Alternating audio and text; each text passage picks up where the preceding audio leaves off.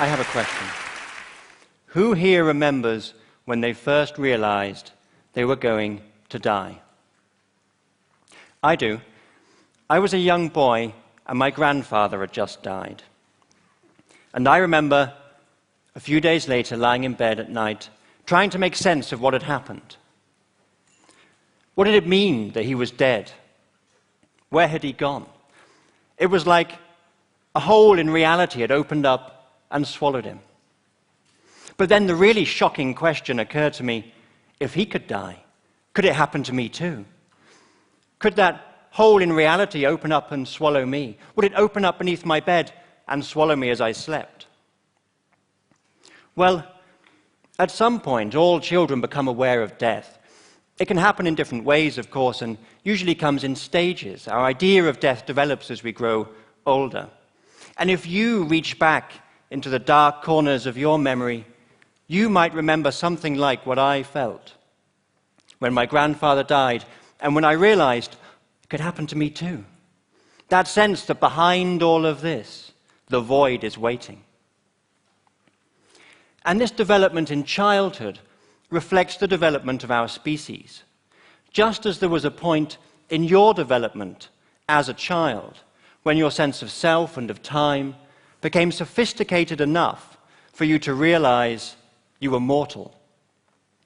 So at some point in the evolution of our species, some early humans' sense of self and of time became sophisticated enough for them to become the first human to realize, I'm going to die. This is, if you like, our curse. It's the price we pay for being so damn clever. We have to live in the knowledge that the worst thing that can possibly happen one day surely will. The end of all our projects, our hopes, our dreams, of our individual world.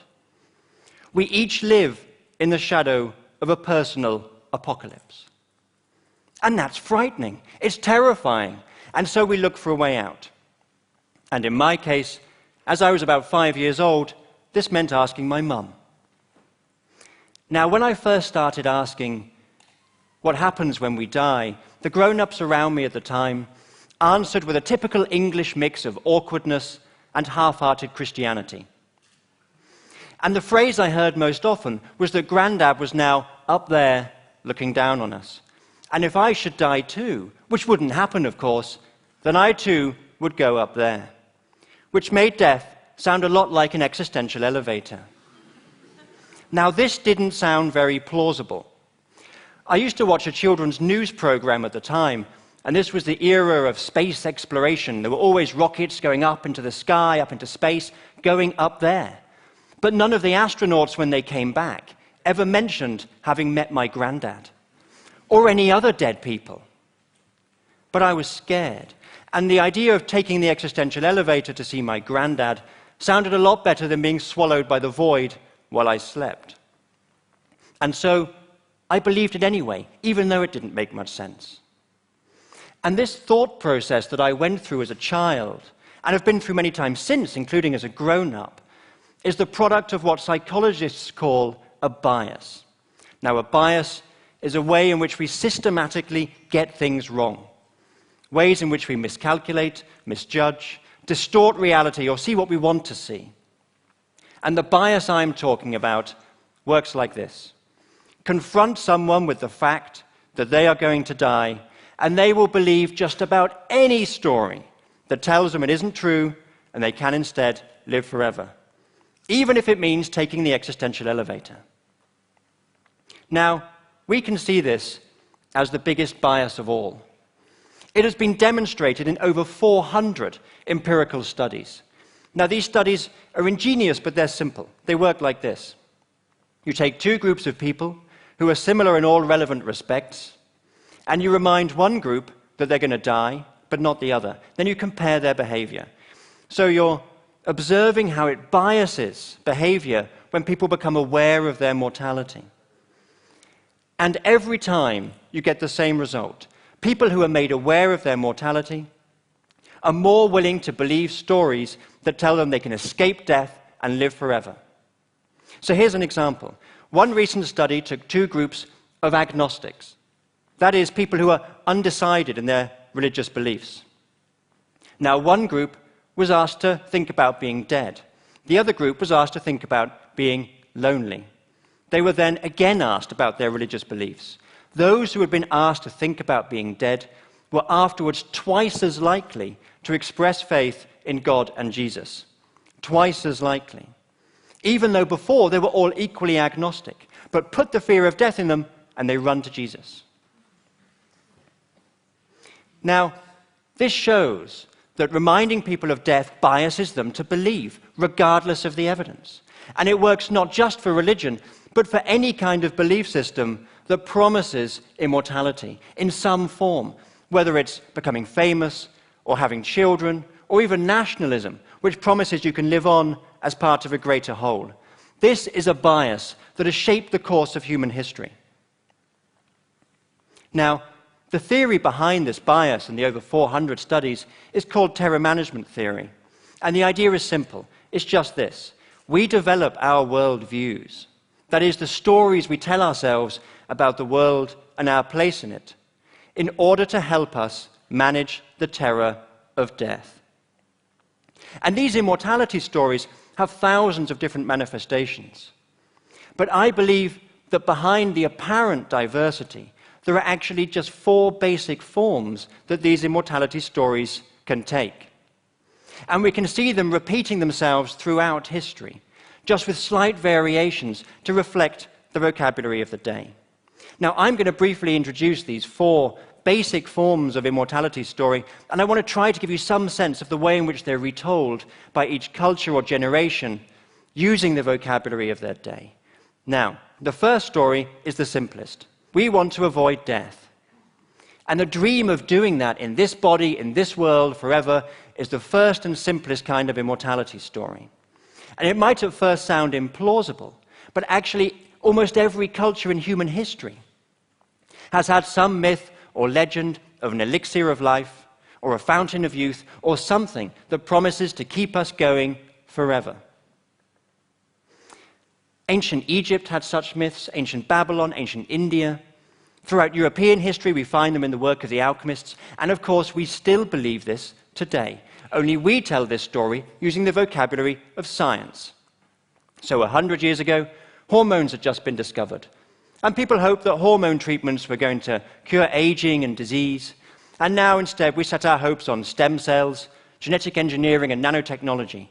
But the idea that science can cure death is just one more chapter in the story of the magical elixir, a story that is as old as civilization. But betting everything on the idea of finding the elixir and staying alive forever is a risky strategy. When we look back through history at all those who have sought an elixir in the past, the one thing they now have in common is that they're all dead. So we need a backup plan. And exactly this kind of plan B is what the second kind of immortality story offers. And that's resurrection. And it stays with the idea that I am this body, I am this physical organism. It accepts that I'm going to have to die, but says, despite that, I can rise up and I can live again. In other words, I can do what Jesus did. Jesus died, he was 3 days in the tomb, then he rose up and lived again. And the idea that we can all be resurrected to live again is orthodox belief, not just for Christians, but also Jews and Muslims. But our desire to believe this story is so deeply embedded that we are reinventing it again for the scientific age. For example, with the idea of cryonics. That's the idea that when you die, you can have yourself frozen. And then at some point, when technology is advanced enough, you can be thawed out and repaired and revived and so resurrected. So some people believe an omnipotent God will resurrect them to live again, and other people believe an omnipotent scientist will do it. But for others, the whole idea of resurrection, of climbing out of the grave, is just too much like a bad zombie movie. They find the body too messy, too unreliable to guarantee eternal life. And so they set their hopes on the third, more spiritual immortality story, the idea that we can leave our body behind and live on as a soul. Now, the majority of people on earth believe they have a soul, and the idea is central to many religions. But even though in its current form, in its traditional form, The idea of the soul is still hugely popular. Nonetheless, we are again reinventing it for the digital age. For example, with the idea that you can leave your body behind by uploading your mind, your essence, the real you, onto a computer, and so live on as an avatar in the ether. But of course, there are skeptics who say if we look at the evidence of science, particularly neuroscience, it suggests that your mind, your essence, the real you, is very much dependent on a particular part of your body, that is your brain. And such skeptics can find comfort in the fourth kind of immortality story, and that is legacy. The idea that you can live on through the echo you leave in the world, like the great Greek warrior Achilles, who sacrificed his life fighting at Troy so that he might win immortal fame. And the pursuit of fame is as widespread and popular now as it ever was.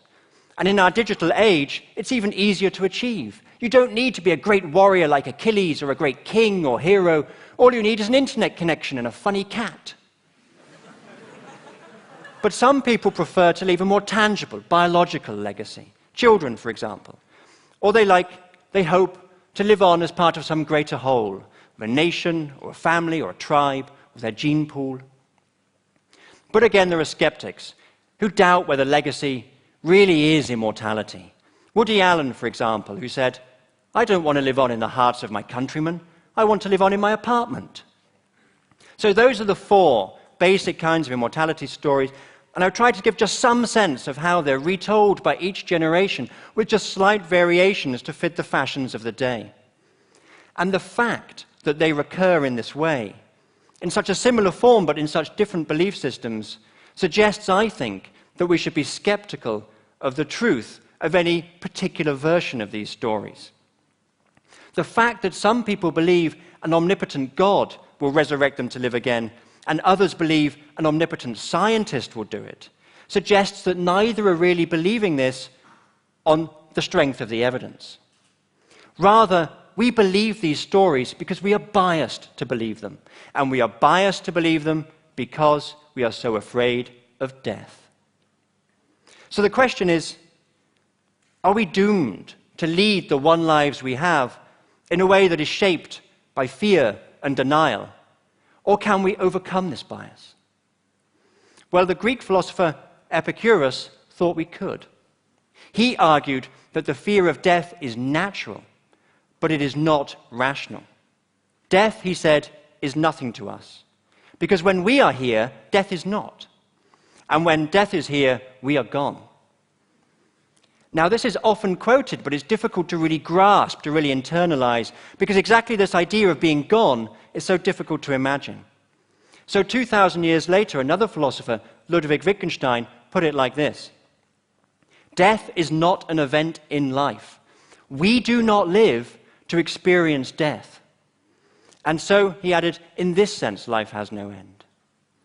So, it was natural for me as a child to fear being swallowed by the void, but it wasn't rational, because being swallowed by the void is not something that any of us will ever live to experience. Now, overcoming this bias is not easy because the fear of death is so deeply embedded in us.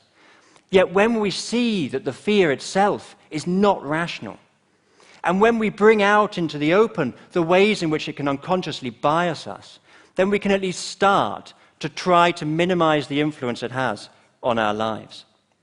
Now, I find it helps to see life as being like a book. Just as a book is bounded by its covers, by beginning and end, so our lives are bounded by birth and death. And even though a book is limited by beginning and end, it can encompass distant landscapes, exotic figures, fantastic adventures. And even though a book is limited by beginning and end, the characters within it know no horizons. They only know the moments that make up their story, even when the book is closed. And so the characters of a book are not afraid of reaching the last page. Long John Silver is not afraid of you finishing your copy of Treasure Island. And so it should be with us. Imagine the book of your life. Its covers, its beginning and end are your birth and your death. You can only know the moments in between, the moments that make up your life. It makes no sense for you to fear what is outside of those covers, whether before your birth or after your death. And you needn't worry how long the book is, or whether it's a comic strip or an epic. The only thing that matters is that you make it a good story. Thank you. Thank you.